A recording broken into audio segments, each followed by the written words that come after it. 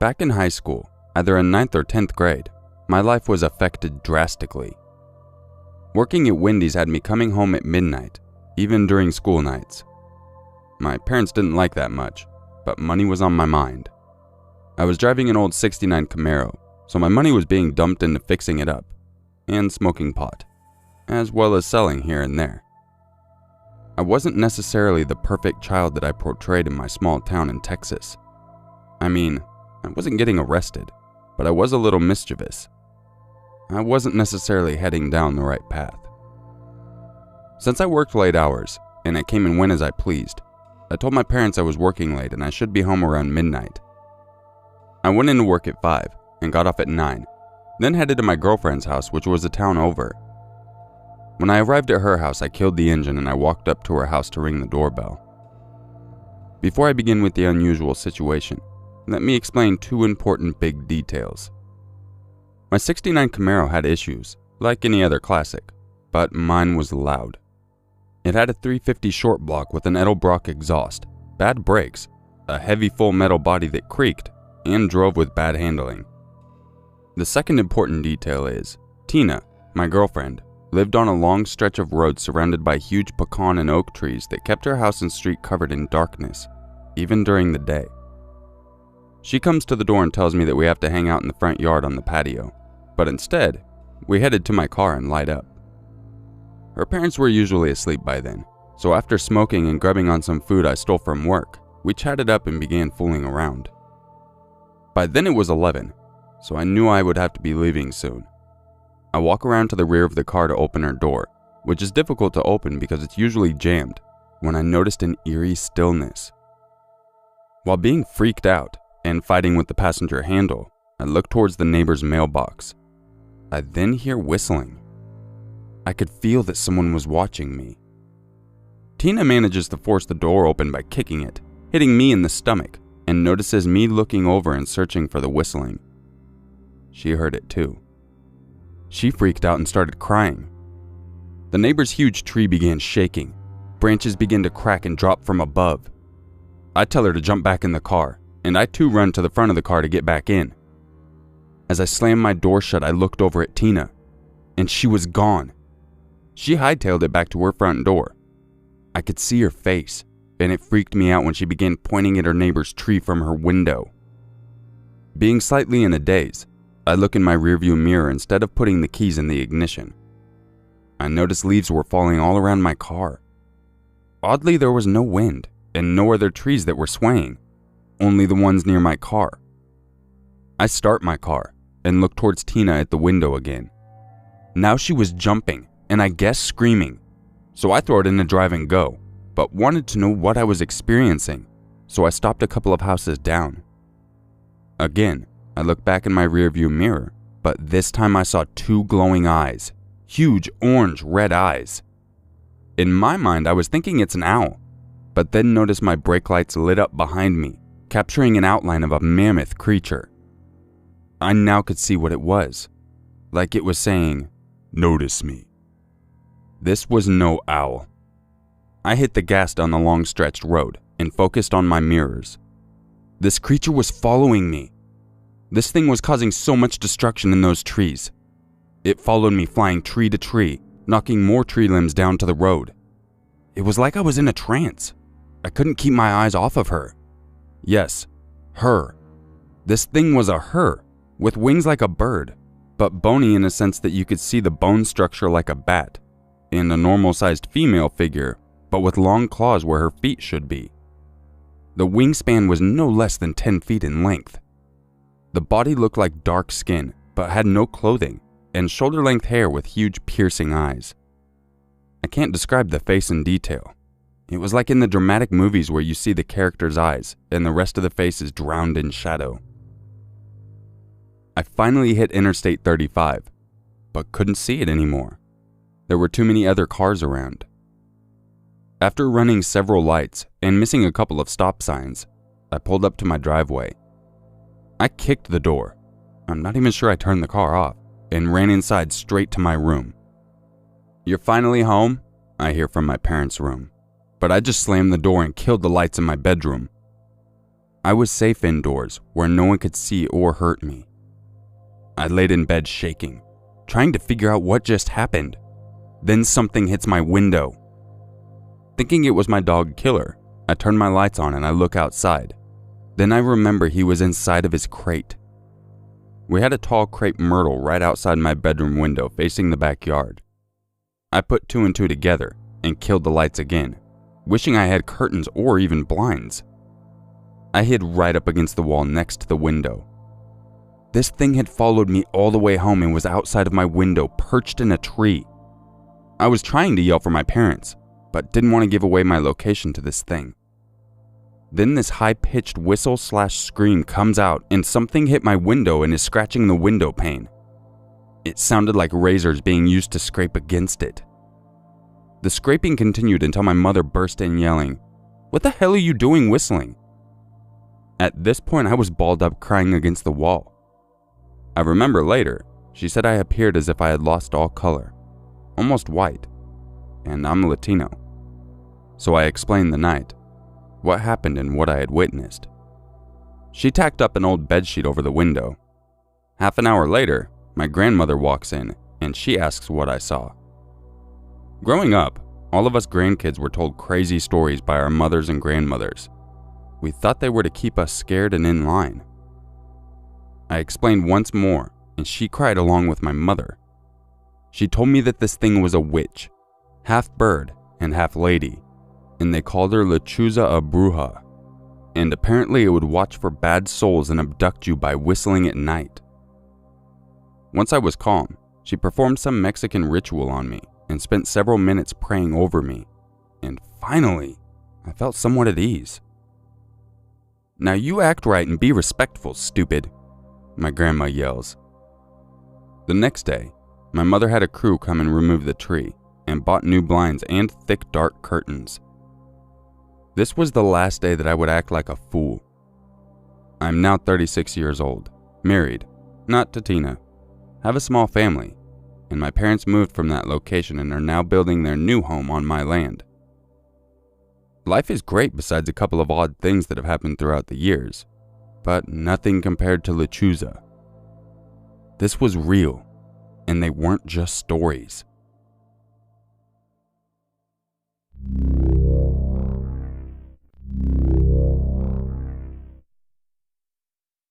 I have heard many stories about skinwalkers and various other mythical creatures, so I thought I would share a story of something that is commonly known in southern states as La Lechuza. From what I have heard, they are in southern Texas, New Mexico, and northern Mexico, but they could be at other locations. I know that they are supposed to be witches disguised as owls, except for the fact that they are freakishly large, and are obviously not owls because they have human faces. A little bit of a backstory before I provide my personal story. We have all heard the tales growing up, but no one ever believes it. From what I know, they only come out at night and when you are alone or in a small group, mainly when you are the most vulnerable. They are said to hum in an almost humanly way, almost like a whistle. It's a truly creepy sounding hum, and you must never mock it in any way. In the stories, they come as omens of death or curses, or they're simply trying to kidnap kids. Now on to the story. This all happened back in 2003, when I was approximately 16. My name is Jessica, and I was extremely petite at the time, weighing 95 pounds soaking wet. I lived in a small city in West Texas. I was dropping off my friend David at his house in a relatively small suburban community. David was about 5'6" and weighed about 125 pounds. We were about the same age, and neither of us could really fight anything off if we were attacked. David's neighborhood wasn't necessarily in the middle of nowhere. It was actually right by the college, but it was very dimly lit, almost completely pitch black. It was approximately 11 o'clock at night. I was in the driver's seat saying my goodbyes and laughing at some stupid joke David had made, when in my rearview mirror, out of my peripheral vision, I saw something white go by. It went by so quickly, and it was so dimly lit outside, that I thought I might have imagined it. So when I turned around to look and see if anything was behind the car, and saw nothing, I figured it was just my imagination. I turned to face David, and he, of course, was looking at me in a confused way, almost like he was asking, "What's wrong?" I was about to tell him I thought I saw something, when we both saw something shoot by the front of the vehicle just as quickly. Now we're both sitting there with confused looks on our faces, wondering what the hell we just saw. A possible Lechuza sighting hadn't even crossed my mind. I was still trying to process what was going on when we both heard the distant whistling of a human that was slightly distorted. It was coming from the front of the car off in the distance. Then we heard another one coming from behind the car, and one to the left of the car, and one to the right of the car, all out of eyesight. I quickly looked around to see if I could find anything that was making that noise, and I saw what looked like a statue on one of the roofs of a house that was 2 houses down from our location. Confused, I turned to David and asked if his neighbor had a note on his roof. He looked at me confused and answered no. We both looked at this strange creature that was just chilling on his neighbor's roof. Then we started to notice its features. It had to be about 4 feet tall. There was no way it was any smaller. It was right next to the chimney, and it was almost the same height. It looked like a damn bird, but it was too dark to tell what kind of bird. And even at the distance we were, it was obvious it had an orange-red set of glowing eyes. We were obviously freaked out by the sight of this thing, especially when a vehicle drove by and we saw this damn thing move a few feet over to avoid getting hit by the headlights. And as soon as the car had passed, actually stepped back to its original spot. That was the last straw. I peeled out, and David was stuck in my car until I felt safe. We drove around for an hour hoping that things would leave. I went back to his house, but this time I dropped him off in the alley behind his house. We weren't sure if those things had left, so he ran inside and sent me a message letting me know he was safe. It's not like we could have called the police and reported a giant bird on people's houses, or called anyone for help. Who would believe us? We knew what it was, because I had heard the legends, and while we were driving around for that hour, I had relayed information to David, who was confused and freaked out. I drove home and hoped that was the last of it, but of course, it never is. Later on at school, David had informed us that all night he had heard the scratches on his windows and light tapping noises. This seemed to be the only time he heard them, but I told him to be careful just in case they came back. My friends and relatives have encountered these lechuzas as well. I do know for certain what I saw, and birds aren't supposed to be that damn big, and they sure as hell aren't supposed to have glowing eyes. I didn't drink or do drugs, and neither did David, so we were both sober and clear-minded. I know too many people that have seen these things, so something's going on, and if you just Google it, you can read more stories.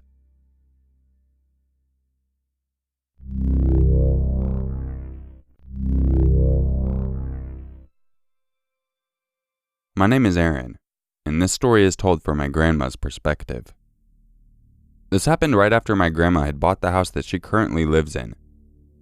She was so excited, and to celebrate, she invited her boyfriend and a couple who were good friends. I can't remember the woman's name, but it was something along the lines of Kathy, so I'll call her that. My grandma, Carol, and Kathy went downstairs to put up curtains, while the guys went out to buy champagne for the celebration. Let me give you the layout of the house. When you walk in the front door, you're essentially on the second floor, because the house was built on a hill. The bottom floor is the den where they were putting up the curtains on the living room, which faced her pool. On the third floor is where the bedrooms are, and the fourth is where the game room and 2 balconies are, one facing the front and one facing the back. It was around 8 p.m. when the guys left, and my grandma and Kathy were in the den on the first floor. They were going through old movie boxes when Kathy walked over to my grandma and put her hand on her shoulder and asked her if she was crying. When my grandma looked up at her, Kathy was confused because my grandma clearly was not crying.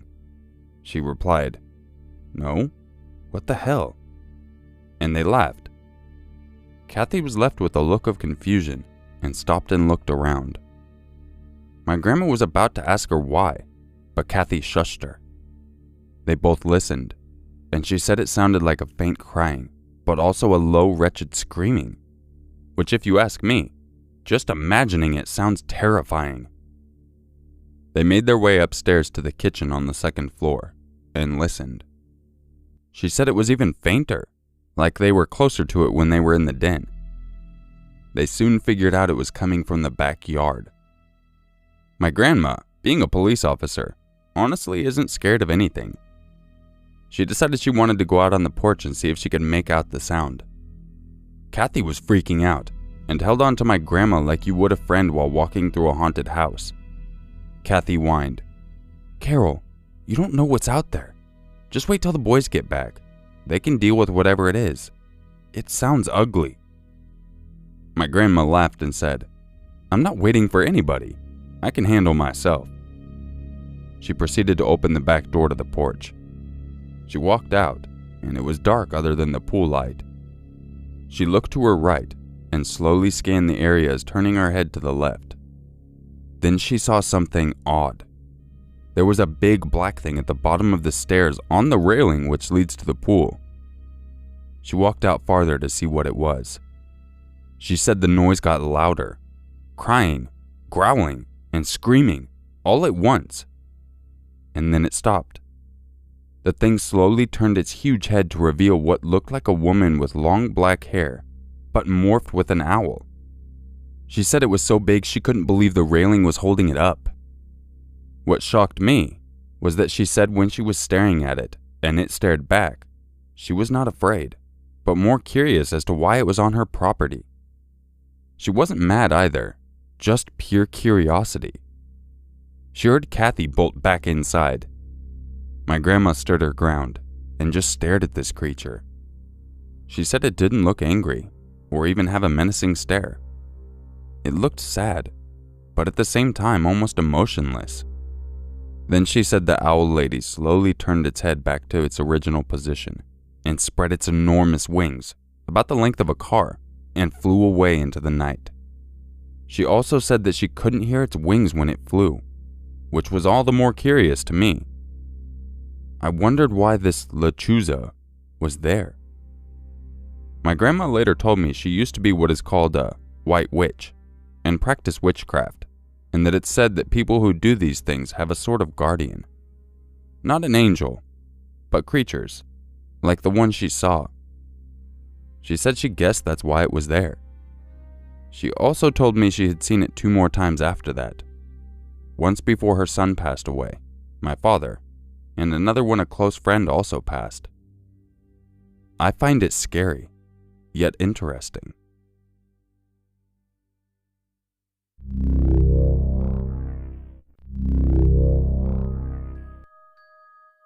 If you enjoyed this video, don't forget to leave a like, subscribe, and share it with your friends. If you would like a chance to have your story featured in an upcoming video, make sure you email it to yourmaker6260@gmail.com. I hope everyone's having a great day, and I'll catch you guys in the next video. And just make sure to watch your back, because you never know who or what is watching you.